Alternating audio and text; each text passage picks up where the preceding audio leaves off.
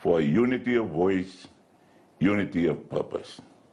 Together, through consultation with G20 countries and members of the Global South, we can shape a positive G20 agenda that addresses the pressing issues we face.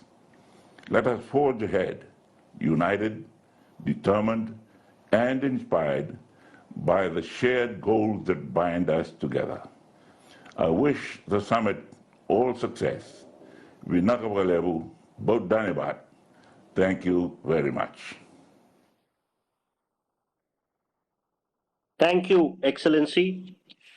I now invite the President of the Republic of Indonesia, His Excellency Mr. Joko Widodo, to kindly deliver his remarks. Excellencies, today the humanitarian situation in Gaza has become increasingly concerning. More than 11,000 people have become victims, whereby the majority of them are women and children. However, unfortunately, the world seems to be unable to find a solution. As a fellow leader of the Global South, I invite all leaders to revive the Bandung spirit and to show our solidarity for Palestine. A ceasefire must be implemented immediately, humanitarian aid must be expedited and increased, and most importantly, the peace process must be restarted. Excellencies, the Global South must take up bigger responsibilities and a bigger role in global governance. This can be realized by two ways. First, by making leaps in development where developing countries can no longer be mere consumers and only rely on the export of raw materials. Developing countries must become global players and be part of the global supply chain. Second, through leadership in multilateral fora. Of United Nations member states are countries of the Global South. This is an important capital to fix the international order that takes the side of the voice and interests of the Global South, so that the Global South can play a central role in determining the direction and focus of the global agenda, including in creating world peace. Thank you. Thank you, Excellency. I now invite the President of the Republic of Kenya, His Excellency Dr. William Samoei Ruto, to kindly deliver his remarks. Your Excellency, Right Honorable Narendra Modi, Prime Minister of India, Excellencies, Heads of State and Government, distinguished ladies and gentlemen, allow me to express my sincere gratitude to the Prime Minister of India for convening us for this very important gathering following the highly successful and significant G20 summit, which was held in New Delhi in India this year in September. This year's G20 New Delhi summit was both historic and consequential, notably because it facilitated the admission of the African Union as a permanent member of this eminent group. I sincerely thank the leadership of Narendra Modi for facilitating this historic achievement. The lack of inclusivity in some multilateral processes has been the driving cause of global inequalities, inequities, and growing mistrust. G20's admission of Africa, a continent of over 1.3 billion people, was therefore a big step in the right direction. At the recent 78th United Nations General Assembly, my national statement, like many others, focused on the dysfunctional nature of our multilateralism. We are witnessing every day how the UN is becoming challenged for an unfair and iniquitous system. The same is the case for the global financial system, which is struggling with the prevailing financial and debt crisis now overwhelming the capacity of many developing countries to provide core services to its citizens. Many countries in Africa, for example, are spending more on debt servicing than on health. Presently, 23 African countries are either in moderate or high risk of fiscal distress.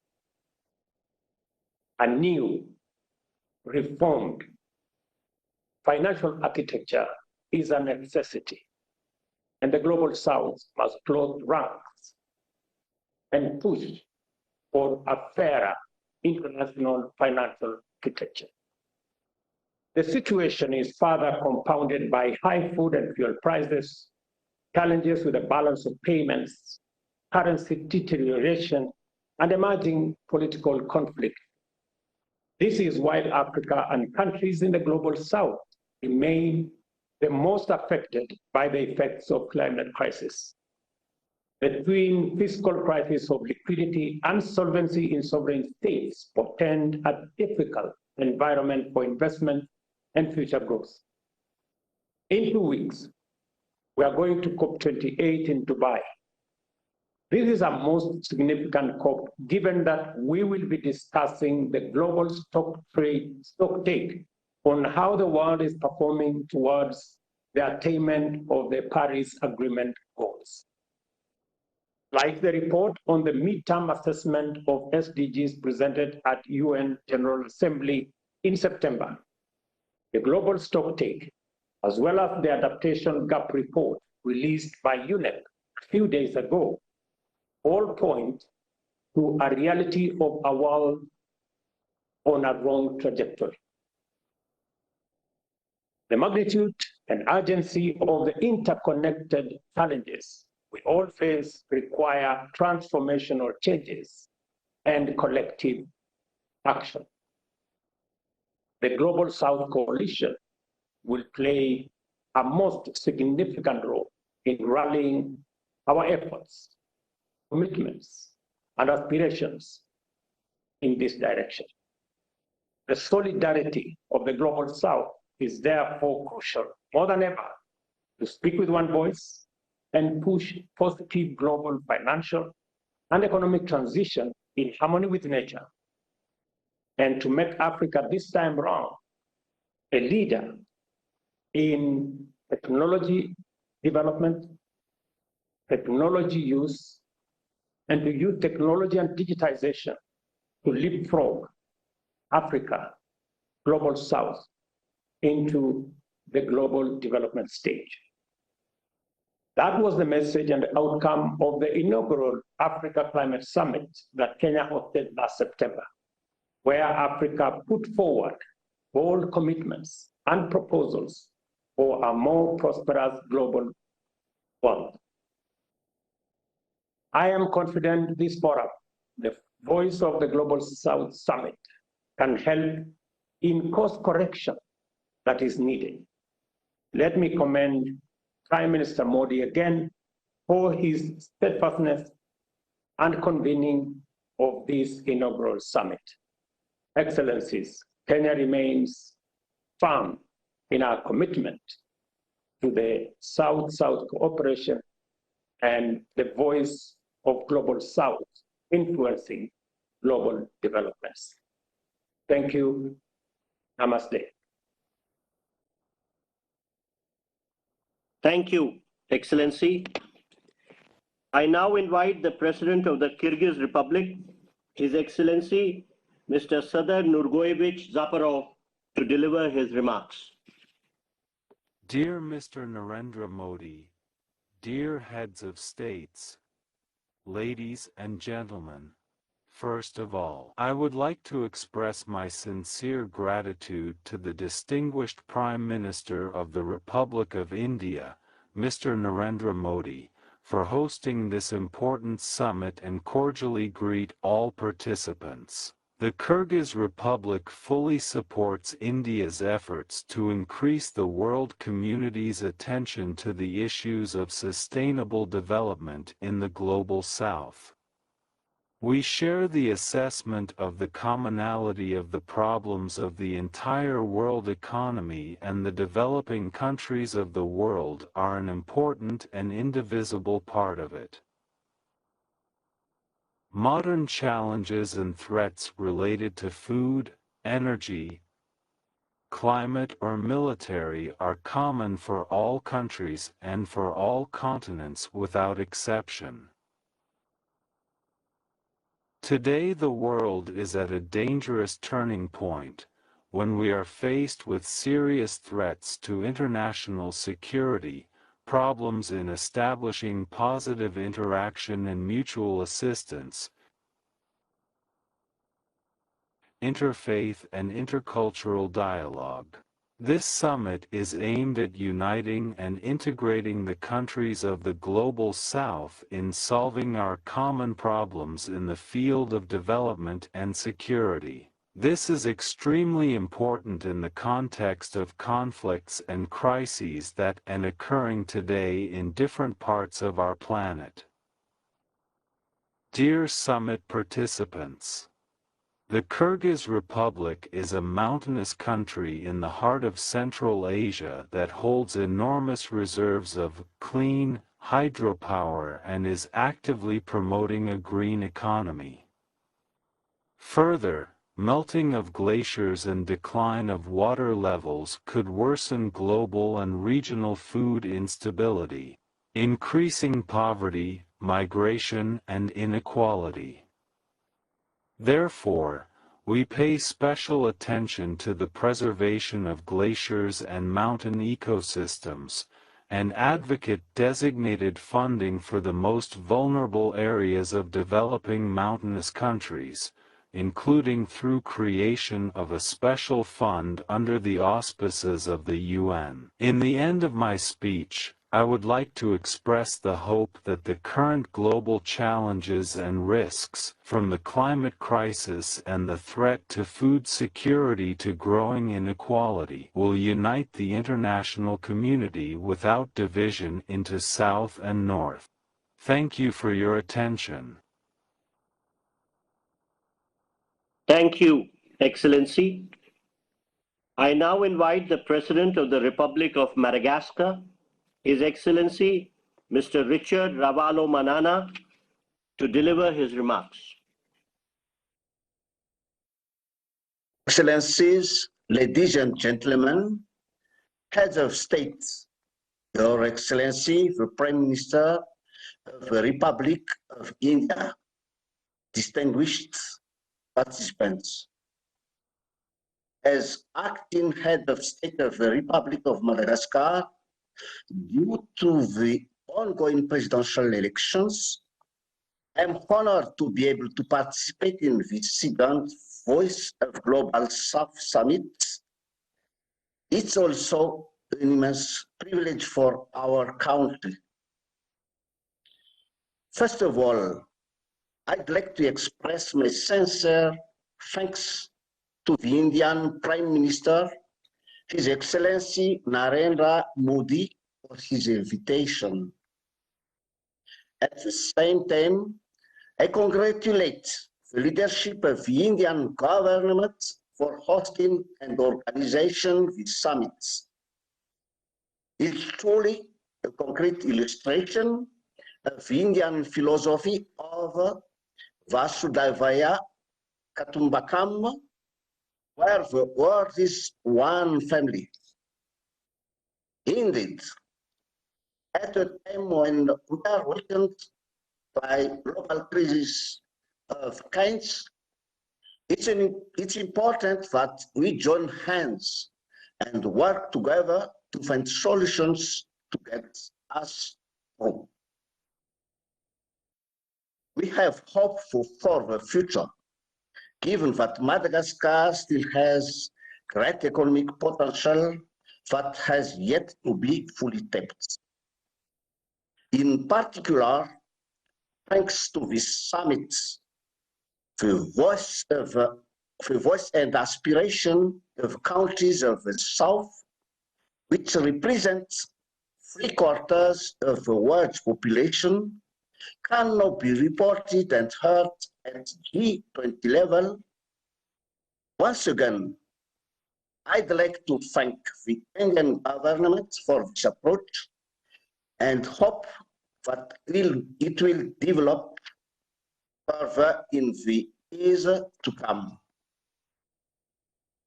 Madagascar was already able to take part in the first summit on January this year.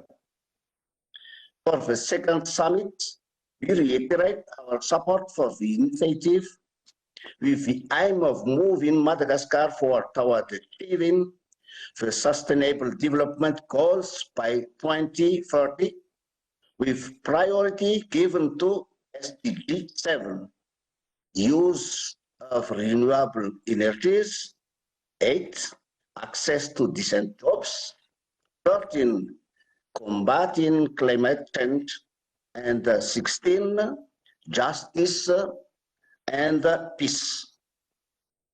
As part of the implementation of the Madagascar emergency plan, and with a view to releasing the strategic action around the 13 axes of effort of President Andra Tuel during his term of office, over the past 5 years, we've undertaken numerous projects in the field of energy, health, and industrialization.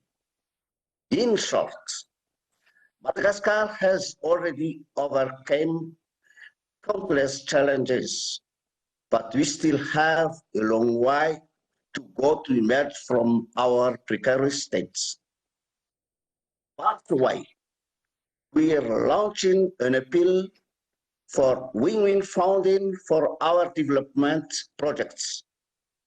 We are in search of lasting partnerships to achieve effective result in promoting the industrialization and modernization of Madagascar.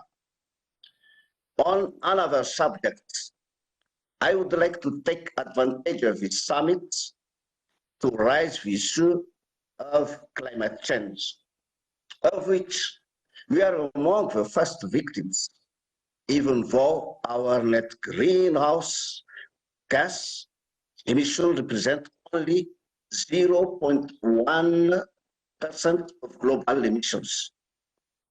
We would like the G20 to advocate on our behalf and increase in funding for the protection of our country's biodiversity, for development, and for the fight against climate change, in support of the various requests we've already made at different levels.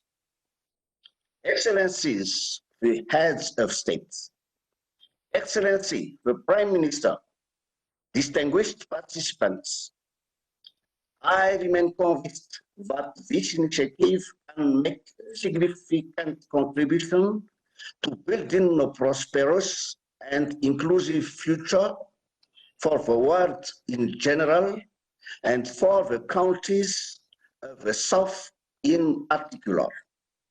Thank you for your attention. Thank you, Excellency. I now invite the Prime Minister of the Republic of Mauritius, Honorable Pravind Kumar Jagannath, to deliver his remarks.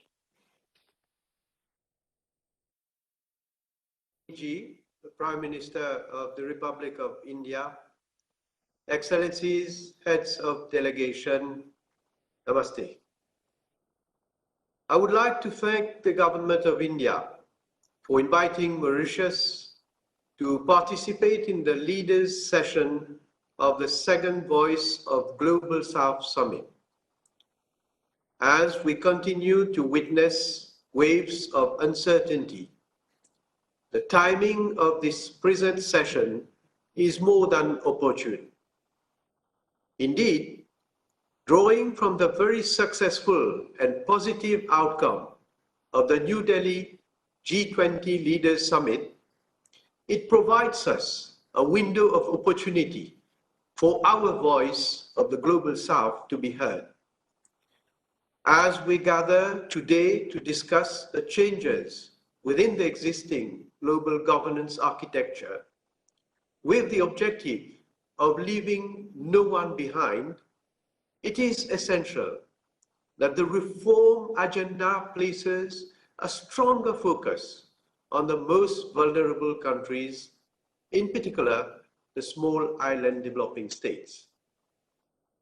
It is useful to remind that small island developing states, which contribute less than 1% to global greenhouse gas emissions, are the most heavily impacted countries by the scourge of climate change. And Mauritius is highly climate vulnerable. Recently, we had to grapple with heavy rainfalls, which in turn caused acute flash floods and damage to infrastructure as well as to property. As the cyclone season in the Indian Ocean has just started, we can only hope that Mauritius and other island states will be spared from the devastating effects. Mauritius has pledged to achieve 60% of renewable energy production by 2030. Addressing the set target would require significant financial resources, notwithstanding our low carbon footprint.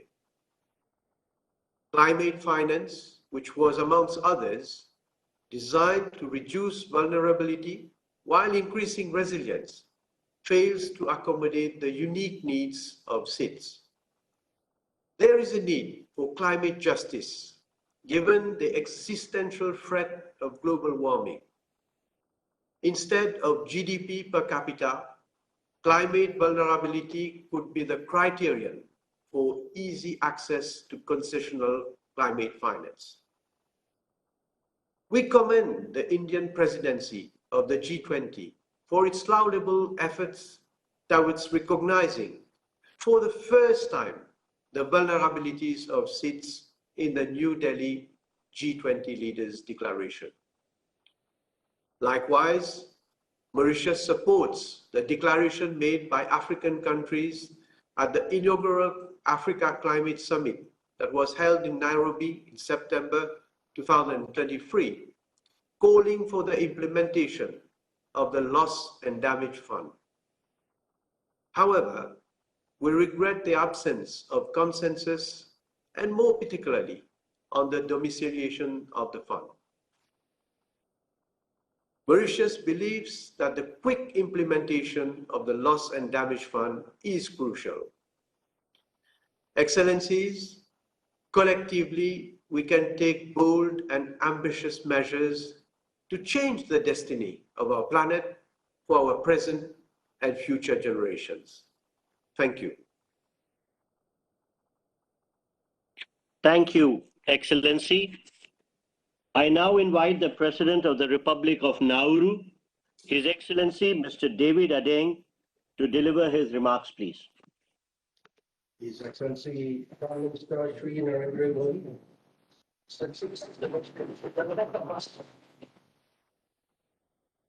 At the outset, I would like to thank His Excellency Prime Minister Shri Narendra Modi, Government of India, for convening this second Voice of the Global South Summit. Prime Minister Modi has time and again demonstrated his commitment to empowering developing countries to pursue their national development priorities. In this regard, I would like to congratulate the Prime Minister on their very successful presidency of the G20, and further to thank him for placing the challenges of the Global South at the center of discussions. Let me take this opportunity to extend deep gratitude to the Government of India for their continuous support to the Republic of Nauru in addressing our country's critical issues. We are committed to fulfilling our commitments and ensuring the implementation of the pledges.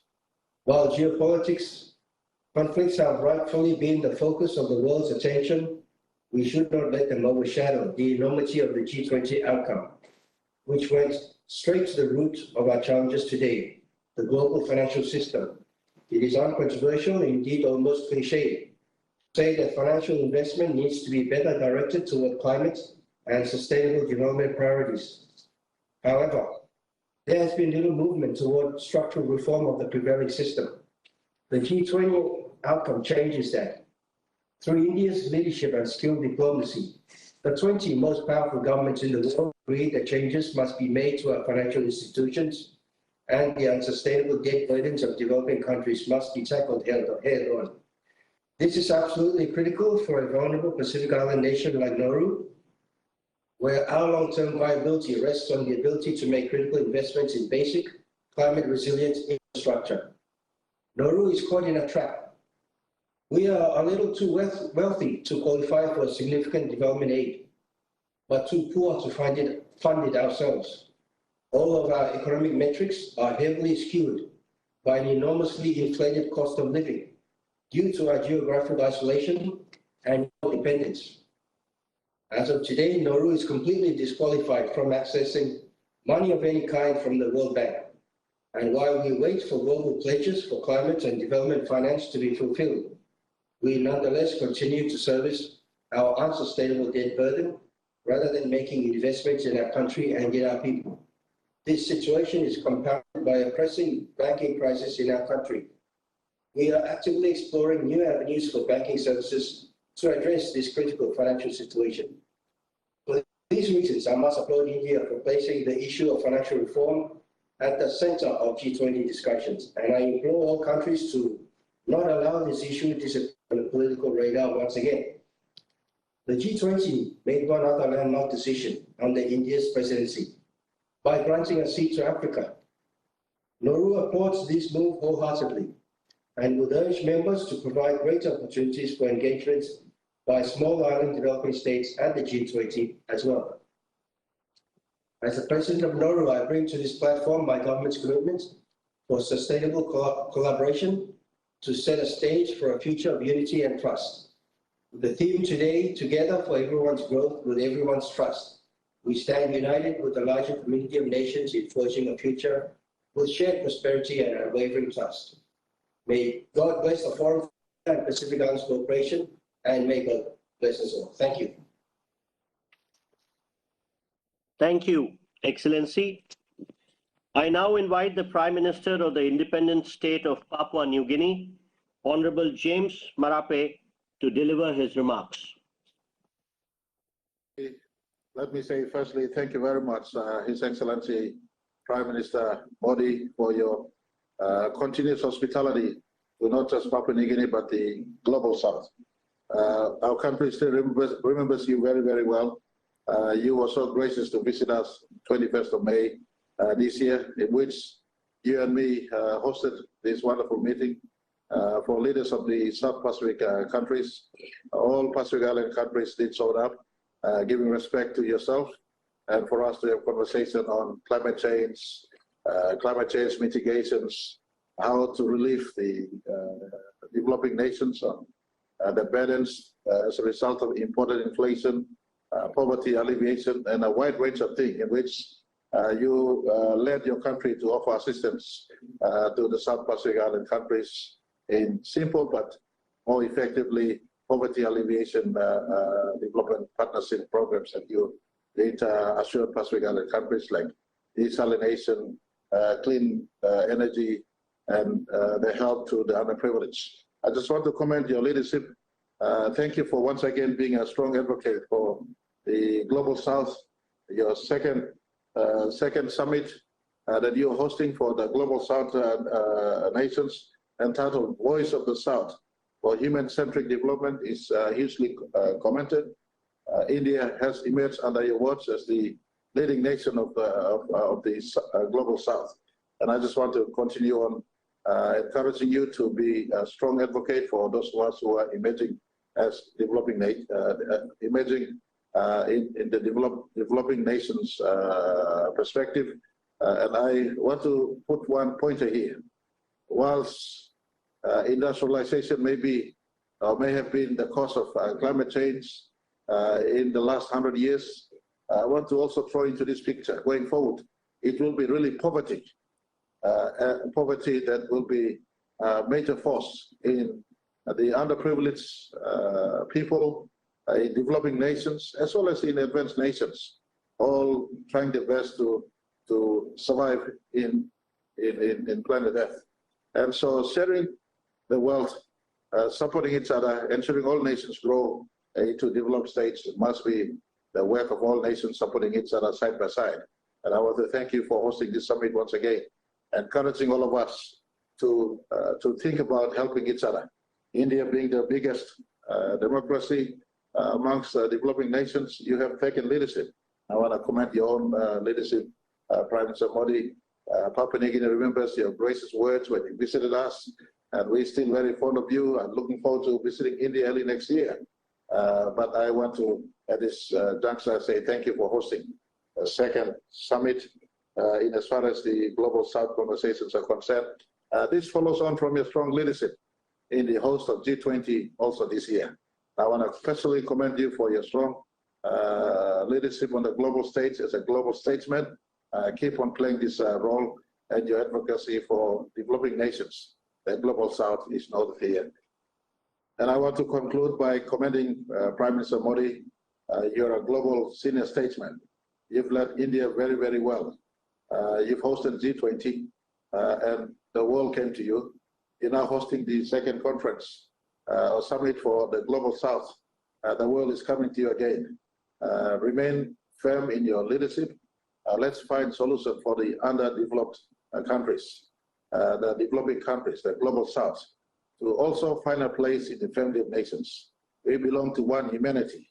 The world must think preserving humanity first, then thinking parochial, thinking small, thinking inward, thinking on a country-to-country level. We must think about preserving our global village, one humanity, as we work into the future.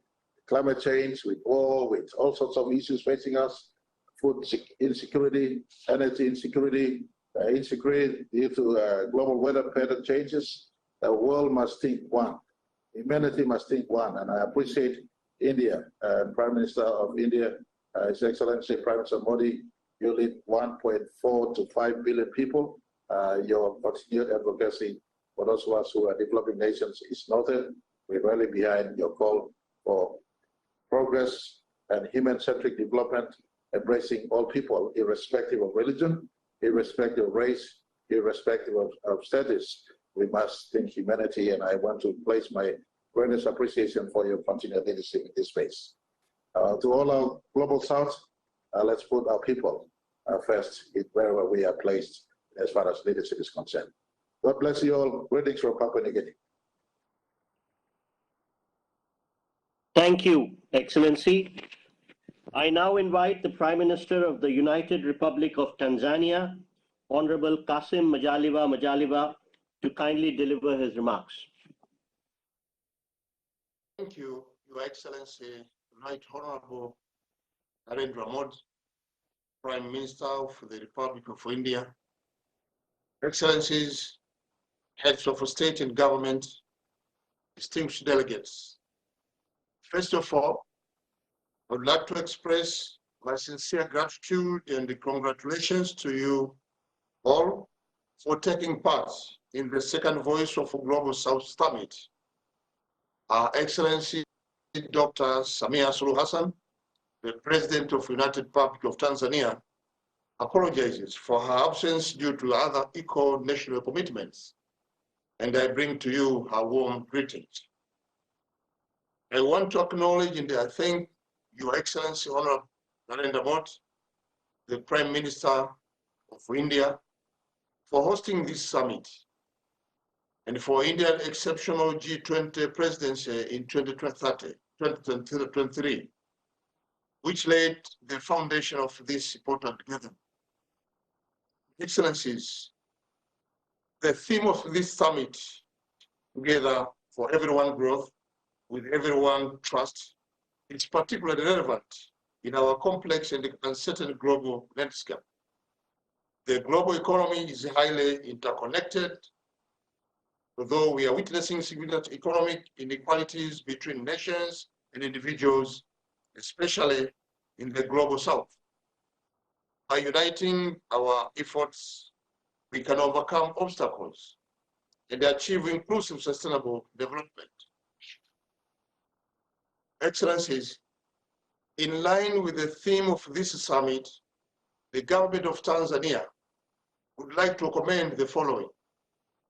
First, the Global South should invest in climate solution to achieve sustainable development.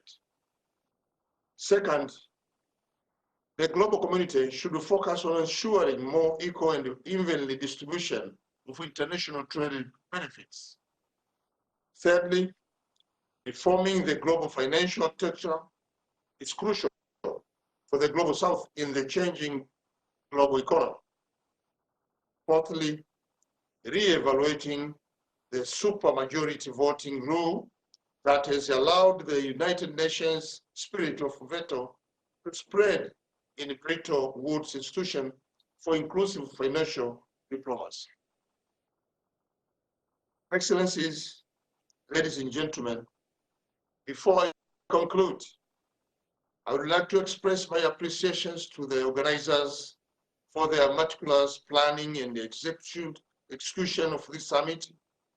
Thanks to everyone for your presence, contributions, and commitment to the idea of unity, growth, and trust. Your involvement in this summit will shape policies and actions that drive positive change in our nations and the global community. Let us continue working together to create a prosperous future for the Global South. Asante sana. Thank you for your kind attention. Thank you, Excellency. I now invite the President of the Republic of the Philippines, His Excellency, Mr. Ferdinand Romualdez Marcos Jr., to deliver his remarks. I'm happy to join you as you hold the second Voice of Global South Summit. I admire the efforts of the organizers and stakeholders in holding this event that brings together leaders of developing countries to address the challenges hampering the progress of our nations.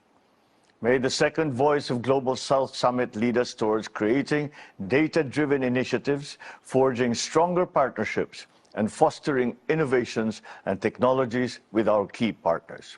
Let this event also attest to our collective resolve to transform the lives of our peoples, especially the marginalized, and harness their contribution to the realization of our development goals. Know that the Philippines is ever united with the global community in nurturing equitability, inclusivity, and sustainability amongst our societies and our economies. I wish everyone a productive summit and success in all your noble pursuits. Mabuhay kayong lahat. Thank you, Excellency. I now invite the Chief Advisor of the Interim Government of Kingdom of Bhutan, His Excellency Chogyal Dago Rinzing, to deliver his remarks. His Excellency Mr. Narendra Modi, Prime Minister of India, distinguished leaders of the Global South, ladies and gentlemen, it's an honor and privilege for me to participate in the second edition of the Voice of Global South Summit today. I would like to express my appreciation to Government of India for the invitation and for hosting this very timely summit. In passing, I would like to take this opportunity to inform this esteemed gathering that Bhutan is in election period, conducting its fourth parliamentary elections. The third government completed its 5-year term on 31st October 2023. As per our constitution, His Majesty the King appointed an interim government. I am currently serving as the head of interim government, joined by 8 advisors overseeing administrative functions and ensuring that elections are conducted smoothly. The primary round poll day will be on 30th November 2023 and the general election on 9th January 2024.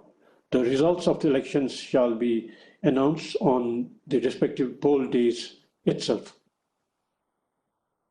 Excellencies, I wish to acknowledge and express my appreciation to His Excellency Prime Minister Modi for his personal efforts in providing the countries of the Global South the much needed platform to exchange views, sharing priorities, and make suggestions on a wide range of global matters.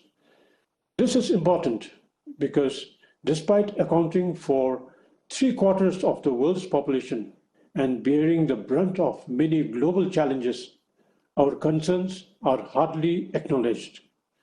We are confident in India's leadership to help bring a new world order that promotes the welfare of all citizens of the Global South, an international framework that addresses our diverse needs and priorities and ensures our active participation and representation in the global arena. As Prime Minister Modi emphasized at the first edition of the Voice of Global South Summit, it's imperative for the global agenda to be aligned with the concerns of Global South. In this era of unprecedented challenges and opportunities, Bhutan stands in solidarity with the nations of Global South in the pursuit of equitable and inclusive growth for our people. Our shared vision is one where the benefits of development are accessible to all, regardless of geographic location or economic status. Excellencies, speaking of shared world, Bhutan has been affected by extreme weather conditions and faces increasing threats from the effects of climate change.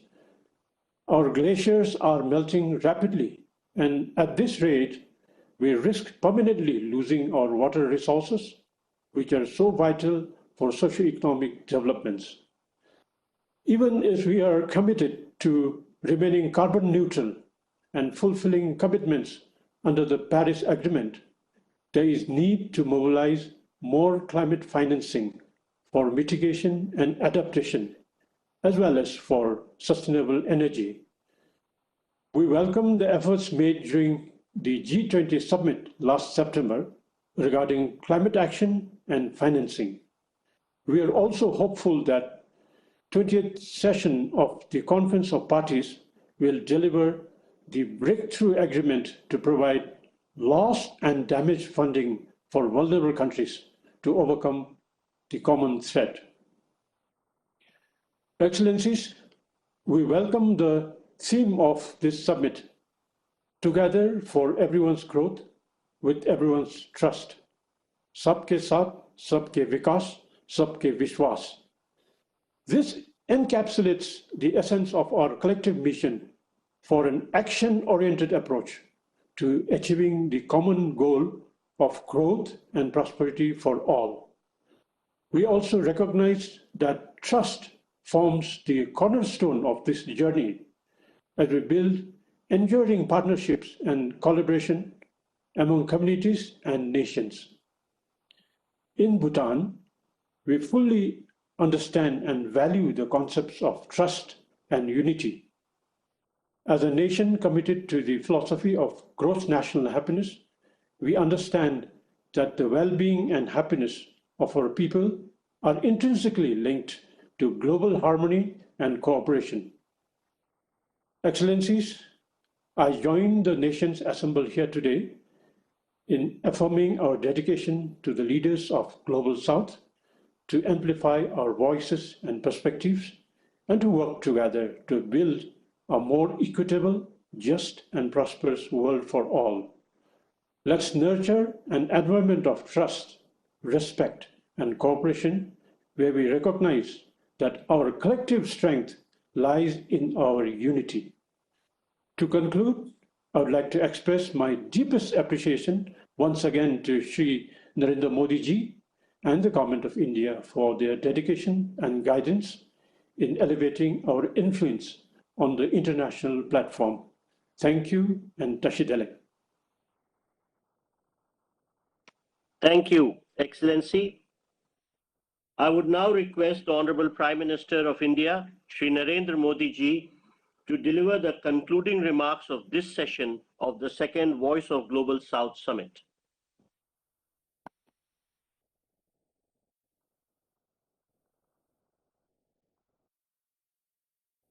Excellencies, all of you have shared your views in detail regarding several important topics. I expect my heartfelt gratitude to all. We all want a peaceful, safe, and harmonious future for the world. And therefore, in these challenging times, it is important that cooperation and coordination is maintained between us. I believe that with our collective efforts, we can make global governance even more inclusive and progressive. Today, 9 other sessions of the Voice of Global South Summit on various topics are being conducted. I'm confident that all of these sessions will further strengthen our commitment for the Global South and human-centric development, and that concrete priorities for our cooperation will also be identified. Once again, I thank you all for your valuable contribution. We will keep in touch in the coming times and continue our dialogue to serve the interests of the Global South. Thank you. Thank you very much. Thank you, sir. With this, we conclude this session. Thank you, Dhanyavad and Namaste.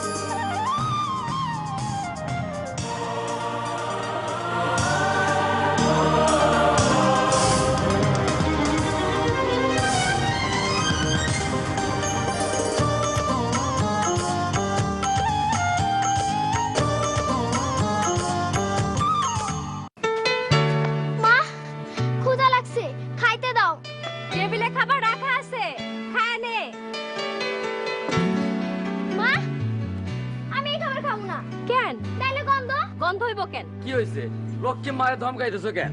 Lakshmi না চাই প্রত্যেক বেলা খাবার নিয়ে ঝামেলা করে। কথাটা ঠিক না। আমি কইছি পচাবাসি খাবার আমি খাবো না। ভাইজান কি করমু কও? প্রত্যেক বেলা নতুন নতুন রান্নার সময় কই। তাই এক বেলা রান্ধি দুই বেলা খাই। একবার রান্না করে দুই বেলা খাইতেই পারো, কিন্তু রান্না করা খাবার ভালোভাবে সংরক্ষণ করে খাইতে হইব। সেটা আবার কেমনে? রান্না করা খাবার স্বাভাবিক তাপমাত্রায় 2 ঘন্টার বেশি রাখা যাইব না। 2 ঘন্টার বেশি রান্না করা খাবার খাওয়ার আগে আবার ভালো কইরা গরম করে নিতে হইব। মামা তুমি মাইরে কও, তোমার পরামর্শ মাইনা চলতে। ঠিক আছে রে মা, আর কইতে হইব না। পচাবাসি খাবার খেলে অসুখ হবে সবাই বলে। সুস্থ দেহ যদি চাই টাটকা খাবার সদাই খাই।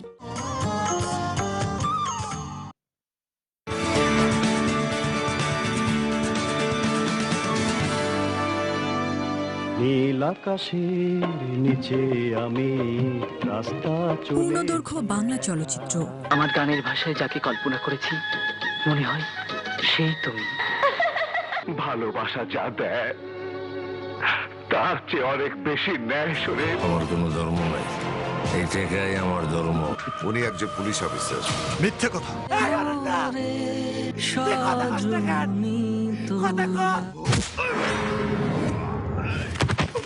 দেখবেন প্রতি বৃহস্পতি, শুক্র ও শনিবার।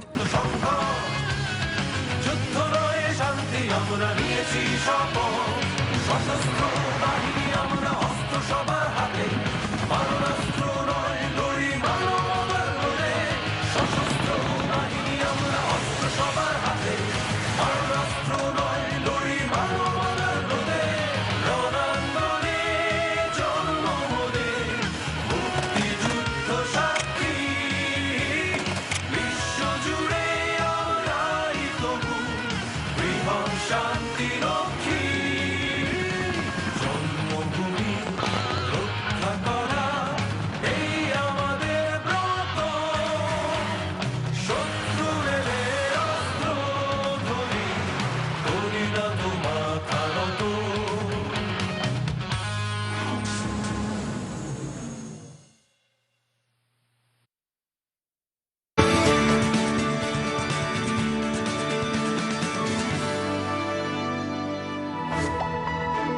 নির্ধারণী আলোচনা নিয়ে সরাসরি অনুষ্ঠান বিটিভি সংলাপ।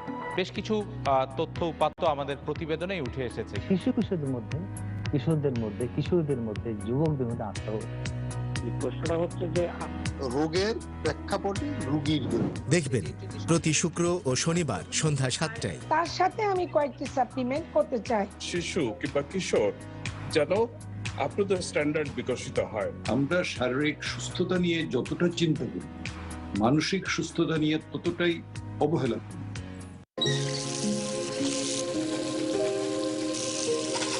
পানির অপর নাম জীবন। আমাদের দেশে কৃষিতে, বিশেষ করে ধান চাষে, শিল্প কলকারখানায়, গৃহস্থালী সহ নানান কাজে পানির সুষ্ঠু ব্যবহারের অভাবে আমরা প্রচুর পানি অপচয় করে থাকি। ভূগর্ভস্থ পানির এরকম ব্যবহারের ফলে আমাদের পানির স্তর ক্রমান্বয়ে নিচে নেমে যাচ্ছে। পানি আমাদের অর্থনৈতিক, সামাজিক, বাস্তুতান্ত্রিক এবং পরিবেশগত সকল ক্ষেত্রে বিশেষ অবদান রাখছে। তাই আসুন আমরা পানি ব্যবহারে সচেতন হই। প্রকৃতি ও প্রতিবেশ, পানি শুরু, পানি শেষ।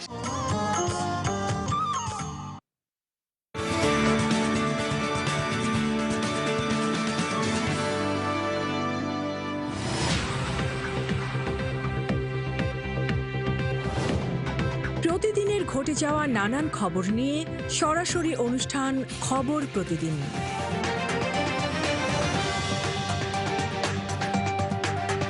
পৃথিবীর যে কোনো প্রান্তে যে কোনো ঘটনায় ঘটুক, সেটির একটি রেশ অন্য আরেকটা দূর দেশে পড়বেই।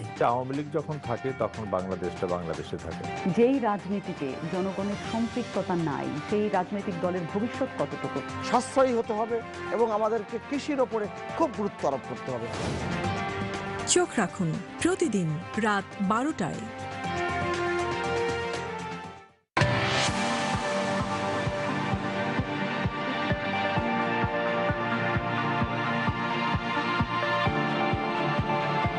ডিজিটাল প্রযুক্তি তথা mobile phone, tab, laptop, computer, television এসব ডিভাইস নিঃসন্দেহে সৃজনশীল এবং সুবিধাজনক, কিন্তু শিশু কিশোরদের জন্য এটি বেশ বিপজ্জনকও বটে। Smartphone, tab, laptop, computer, TV ইত্যাদি স্ক্রিন বা পর্দায় ঘণ্টার পর ঘণ্টা বুঁদ হয়ে থাকার দুর্নিবার আকর্ষণই হল স্ক্রিন আসক্তি। প্রযুক্তির মায়াজালে থাকতে থাকতে শিশু কিশোরদের শরীরে বিভিন্ন রোগ বাসা বাঁধছে। খেলাধুলা না করাতে শিশুরা বাড়ছে স্থূলকায় শরীর নিয়ে। চক্ষু ও মানসিক রোগ বিশেষজ্ঞদের মতে মোবাইল ফোন, ট্যাব, ল্যাপটপ ও কম্পিউটারের মতো ইলেকট্রনিক ডিভাইসের প্রতি অতিরিক্ত আসক্তির ফলে শিশুদের দৃষ্টিশক্তি ক্ষতিগ্রস্ত হচ্ছে, বাধা পাচ্ছে মানসিক বিকাশ। আমাদের অলক্ষ্যে সন্তর্পণে এক ভয়াবহ আসক্তি গ্রাস করছে শিশু কিশোর প্রজন্মকে। শারীরিক, মানসিক ও সামাজিকভাবে তাদের ক্ষতিগ্রস্ত ও বিকারগ্রস্ত করে তুলছে। গবেষণালব্ধ তথ্য থেকে জানা যায়, স্মার্টফোনের অতিরিক্ত ব্যবহারে মোবাইল ফোনের চৌম্বকীয় রশ্মির প্রভাবে মস্তিষ্কের ক্ষতির আশঙ্কা প্রবল, এমনকি মস্তিষ্কে টিউমারও দেখা দিতে পারে। বর্তমান প্রজন্মের শিশু কিশোরদের বেশিরভাগ এখন গেমিংয়ে আসক্ত হয়ে পড়েছে। মাত্রাতিরিক্ত গেমিংয়ে আসক্তির ফলে শিশু কিশোরদের মধ্যে বাড়ছে নিঃসঙ্গতা ও একাকিত্বের অনুভূতি।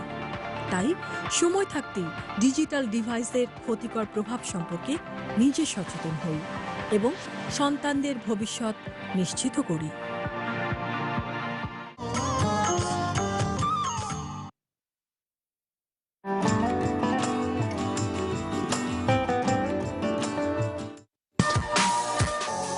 আমাদের জীবনে অনেক কিছুই প্রত্যাশিত হলেও সড়ক দুর্ঘটনা কখনো প্রত্যাশিত নয়। তারপরও সড়ক দুর্ঘটনা ঘটেই চলেছে। দেশে সড়ক দুর্ঘটনা এবং এর প্রভাবে সৃষ্ট ক্ষয়ক্ষতির আর্থিক পরিমাণ বছরে প্রায় 4,000 কোটি টাকা। সড়ক দুর্ঘটনায় জানমালের ক্ষয় ও দুর্ঘটনা থেকে সৃষ্ট যানজট অর্থনীতিকে বাধাগ্রস্ত করছে। বিভিন্ন গবেষণায় দেখা যায়, দেশের 70% যাত্রী মহাসড়ক ব্যবহার করেন। 37% দুর্ঘটনা ঘটে মহাসড়কগুলোতে, 12% আঞ্চলিক সড়কগুলোতে, 15% ফিডার সড়কগুলোতে। দুর্ঘটনা 28% ঘটছে মহাসড়কে গড়ে ওঠা বাজারে, 18% সড়কের মোড়ে। গবেষণায় সড়ক দুর্ঘটনার জন্য 17টি কারণ চিহ্নিত করা হয়েছে। এর মধ্যে অন্যতম কারণগুলো হল অদক্ষ চালক, সড়কের তুলনায় গাড়ির সংখ্যা বেশি, বেপরোয়া গতিতে গাড়ি চালানো, নেশাগ্রস্ত হয়ে গাড়ি চালানো, দোষী ব্যক্তিদের শাস্তি না হওয়া, ত্রুটিপূর্ণ যানবাহন রাস্তায় নামানো, পথচারী ও যাত্রীদের অসাবধানতা, রাস্তা পারাপারে ফুট ওভার ব্রিজ, আন্ডারপাস ও জেব্রা ক্রসিং ব্যবহার না করা। আইন মেনে চলবো, নিরাপদ সড়ক গড়ব। আমরা আসলে সবাই আইন মানি না, কিন্তু আইন সবার জন্য সমান। সকলে আমাদের আইন মানা উচিত, সড়কে শৃঙ্খলা ফিরিয়ে আনা উচিত। এখন সময় এসেছে আমাদের সন্তানদের ভবিষ্যতের জন্য, সড়ক দুর্ঘটনা রোধ করার জন্য আমরা সকলে আইন মানব এবং নিরাপদ সড়ক গড়ব। তাই নিরাপদ সড়ক নিশ্চিত করতে আইন মেনে চলা ও সচেতনতার কোনো বিকল্প নেই। হ্যালো, হ্যাঁ, কলা খাই, কলা। জ্ঞান বুদ্ধি নাই, মানুষেরই নাই। কি নাম? আমান। আমান, জ্ঞান বুদ্ধি নাই। আপনি তো কাকরে এইভাবে ঝাড়ি দিলেন। আপনি যে কলা খায় খোসাটা নদীতে ফেললেন, নদী যদি কথা বলতে পারতো তাইলে তো আপনারা এইভাবেই ঝাড়ি দিত নাকি? নদীতে ময়লা ফেলা মানে দূষিত হচ্ছে জীবন। নদী বাঁচলে বাঁচবে দেশ। সরকারিভাবে নির্দেশ হয়েছে আপনি ঢাকার বাইরে যেতে পারবেন না। সুযোগটা কাজে লাগাতে পারলাম না স্যার। তোমরা চাইতে পারবে না, তোমাদের এইখানে ইন্ডিগোতে কাজ করতে হবে। ওই ইংরেজ বেটা রাইনের এত বড় সাহস! কি হয়েছে বেগম? তোর লজিং মাস্টারকে পুলিশে নিয়ে গেছে। ব্রিটিশ বিরোধী আন্দোলনের কথা বললে প্রথমে ক্ষুদিরামের কথা মনে পড়ে। হক সাহেব মুসলিম লীগের সাথে মন্ত্রিসভা গঠন করছেন বলে হিন্দুরা সবাই খেপে গেছে। তোমাকে সাহস তো কম না? সাহসের এখনো কিছু দেখেন নাই, দেখলে টিকতে পারবেন না। না, আমি কোথাও যাব না। বঙ্গবন্ধু জীবনী নির্ভর অ্যানিমেশন সিরিজ খোকা দেখবেন প্রতি শুক্রবার সন্ধে 6:45। দেখতে চোখ রাখুন বিটিভির পর্দায়। বাংলাকে আর রাষ্ট্রভাষা না করে পারবেন না।